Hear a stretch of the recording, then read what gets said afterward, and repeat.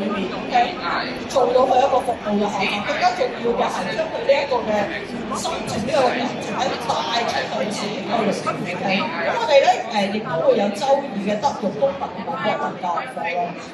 我哋成日話本港嘅德育公民同國民教育課咧並唔係呢10年8年嘅事。其實我哋呢個德育課咧，其實就喺我諗喺20年前咧就已經推緊，而當中咧其實老師做咗好多嘅心機，包括住咧其實每一個嘅週節，你見到點解個圖咁彩色啦？正正就係老師會喺當中會有成長科咯。一啲除咗頭先所講啦，一啲10個學科嘅一啲項目之外，更加重要嘅係咧，其實我哋做咗好多一啲嘅多元嘅學習活動，包括幾年前啦，我哋都會有做到一啲嘅古代之類有關啦。咁喺一啲參觀，我相信好多學校都會做。會唔會去一啲故宮啊，以至到科學做一啲參觀？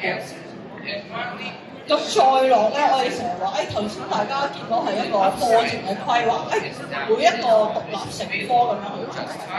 咁但係事實係，嗰個課程咧對於學校咧其實係一個重中之重嘅項目。點解啊？因為我會話喺小學課程之一裏。